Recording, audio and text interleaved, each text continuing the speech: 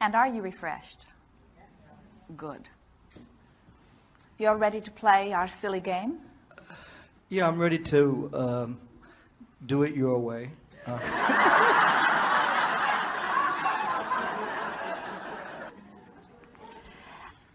Just give it 30 days. And if you haven't found exaggerated transformation in all areas, then go back to what you were doing before. Okay, but the thing is, I'm here with you, all these beings in this room. Everyone's supporting me. I'm going to go back into my reality, and by Monday, I think, all the same. Now, what's beginning to happen here is you just about used this moment to do a virtual reality that wouldn't feel so good.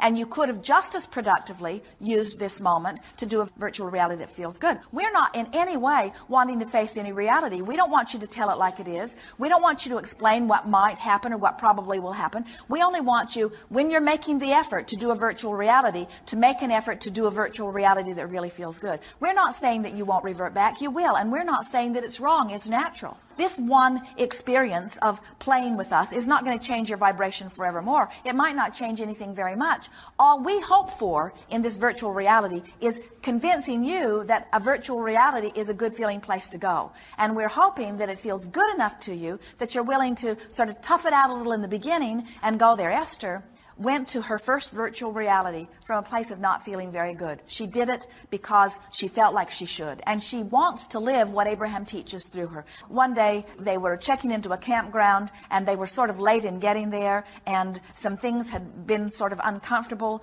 And the woman said, "Why are you in town?" And Esther said, "We're here to do a seminar." And she said, "What is it about?" And Esther said, "It's about having a day different than the day I had today." She said, "We don't live it, we just teach it." And she's being playful about it because everyone loses their connection from time to time. You want to be really easy about that. You just want to, when you are practicing a virtual reality for the purpose of shifting your vibration into a place that allows your dominant vibration to be something that matches what you want, then make an effort to do those virtual realities that feel good. And catch yourself when you are doing those that don't feel good. Esther would catch herself in the middle of a sentence that goes something like, "Well, what I've been worrying about is..." Isn't that the perfect setup for a negative virtual reality? What I've been worrying about is, now let me see if I can't focus on it, chat with you about it, and activate it into a whole new place here. Where what you're wanting to say is, well, wouldn't it be nice if, or what I've been thinking would be nice if. You're just wanting to find moments in time because your life is about a string of moments in time. It's not about your career and where it's going. It's not about the world and its acceptance of you. It's not about what your body or your financial condition is becoming. Your life is only a series of now. So often you stand in your now unhappy trying to improve a future moment. Well, I'll work really hard so that I can have fun on the weekend. Or I'll work really hard and I won't spend that money. I'll save that money so that I can retire.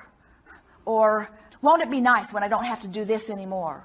And what we're wanting you to do is mine this moment, because this moment is where life is. And mining this moment doesn't mean looking at this reality. It might if it's really good. If you're in Utah on the skis, mine that moment. Take it in. Smell it in. Suck it in. Get as much of it as you can. But if you're not in that moment, and you could use that moment to enhance this moment, then use that moment to enhance this moment, because this is your moment. This is where you're feeling, you see. Jerry had a wonderful awareness recently. He awakened from a very vivid dream. And he said to Esther, "I realize that I am the creator of that dream. That dream manifestation is my creation. I put all the people there. I gave them their attitudes toward me. I gave me my attitudes toward them. I put the words in their mouth. So if someone is rude to me, it was my creation. If someone was kind to me, it was my creation. The way I felt in my dream was my creation." And of course we say it is true in your dreams and it is true in your real life experience. So now as you say, I'm causing the vibration that is evoking everything to me, then what could be more advantageous than to take a moment here and there to practice a vibration that is advantageous to you, and practice it until it is the strongest muscle. We were visiting with a lovely woman not very long ago, and she wanted to talk about her little girl who didn't want to sleep in her bed at night. She said she was afraid of spiders. So we said to this mother, what happens with spiders in your house? And she said, well, we don't make a big thing about spiders. And we said, well, tell us what happens with spiders. What happens when you find a spider? And she said, we vacuum it up. And we said, and how many spiders might you find in a day? And she said, well, 3 or 4. And she said, and our little girl is the one who finds them. And when she finds them, then we vacuum them up. So we said, well, so what's happening is she sees your reaction to the spiders. In other words, it's big enough that somebody goes to the trouble of getting the vacuum cleaner out. And whatever's happening, whether it's dinner or anything else, it stops, and everyone puts their attention upon, keep your eye on it, keep your eye on it, don't let it get away, keep your eye on it, keep your eye on it, keep your eye on it, keep your eye on it, I'm coming, I'm coming, I'm coming. Do you know where it is? Can you still see it? Until it feels like it's something that's really important. And now she's in her bed at night, and it's dark, and she knows that the spiders are still there. And even if she knows that they're there, there's no one there to bring the vacuum cleaner. We said years later, in her therapy session, so now, what are we talking about here? We're talking about this little girl observing her environment and having an activation about spiders happening within her. So that years later, she may not even remember the incident. She might not even remember the vacuum cleaner. She just might have this extreme aversion to spiders and not even know what it's about. And so many counselors will say, well, that's why it is of advantage to get back in there and figure out all of the things that happened in those early stages so that you can sort of clean them up and put them in the right place. And we say, but that's a lot of house cleaning. In other words, that would take more time than your lifetime could yield you. Instead, just say, I'm going to, in the same way that that incident with my well-meaning parents activated within me a vibration that does not serve me, I can damn well go to a virtual reality today for 30 seconds and activate a vibration that does please me on purpose.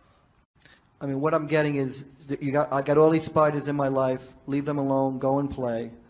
Well, what we said to this mother about the spider, because the spider was so in their face, we said, how do you feel about spiders? And she said, I'm not bothered by them. And we said, well, what do you think about just getting a piece of paper and getting a little spider to crawl on it and just putting him outside with an attitude of go and play and have a happy day. In other words, there's room for all of this. And that's hitting it a little more head on than we're really wanting to do with you, because we're really not wanting you to fix the spiders. What we're really wanting to do is just not notice them so much while you notice some other things, because we know about law of attraction, we know what then will happen.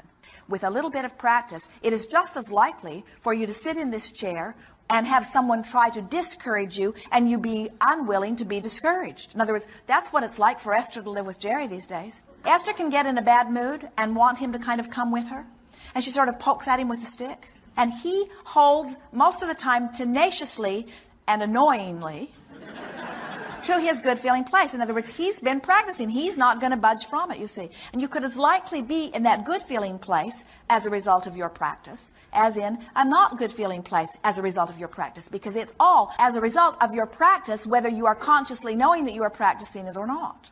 It's like, what kind of virtual reality is going on with you when you turn on the television and you see that endless stream of commercials that is designed to activate your feeling of vulnerability relative to your body?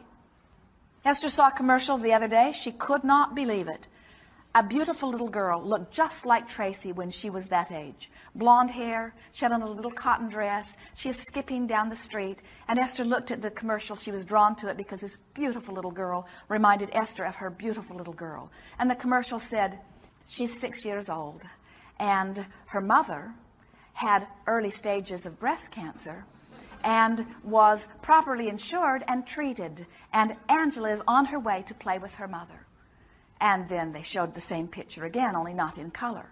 This is Angela. Her mother did not have insurance. And so she did not find the early stages of her cancer. And now Angela does not have her mother.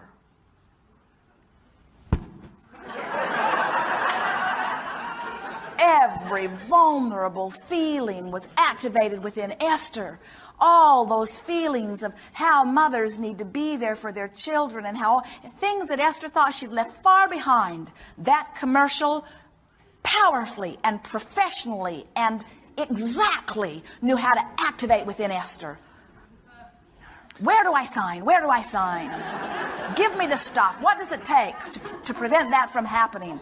In other words, all of that is activated. And so we know that stuff happens. And you observe it, and it's exaggerated, and you pick it up, and you develop these patterns of vibration. We're just saying you don't have to stay stuck with what you've gathered up. You can practice a little bit, 30 seconds here, 30 seconds here, and in 30 days be in a whole different place than you are right now. That's all it takes. Okay.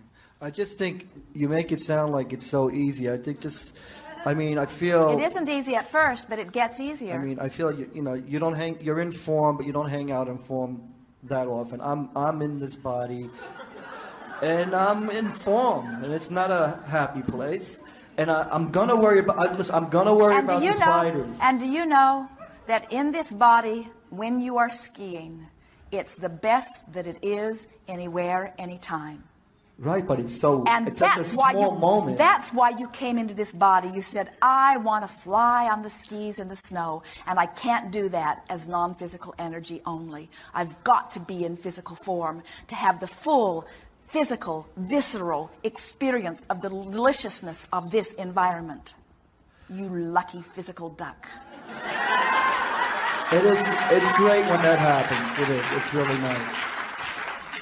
But that is a small part of my life. Don't give us this. It is, okay. I'm physical and you're not physical, because what we're going to give right back to you is you're non-physical in physical body. And the whole thing that we're wanting to get you to do is to bring the physical into a vibrational place that allows the fullness of the non-physical. Because you're right. When you're physical and you're focused in some funk that doesn't allow the fullness of who you are, that sucks. That does. That is not who you are. That is not who you are. You are pure positive energy, and you got just a whiff of pure positive energy, and then when you went back into the vibration that is a little more natural and normal, you felt the pain of it. In other words, you did not want to go. And that's what you're reflecting to us here. I want to get to that blissful state where I allow myself to feel the exaltation of the pure positive energy that is me. And we say, practice it, please. Just practice it a little bit. Just practice it a little bit. Just practice it a little bit. It will get so much easier for you, because it is the true nature of who you are. And the reason you feel such pain when you dabble there and then dabble back and dabble there and dabble back is because at every level of your being, you recognize that that's who you are. And you feel this yearning to be there more. And what we are saying to you is, friend, that is where you belong. That is your legacy. That's your birthright. That's who you are. And in the same way that without knowing it, you practiced your way out of that here and there, we're just encouraging you to practice your way back into it. That's all. Okay. Yes. Okay. I'll be talking to you at some other time. Thanks.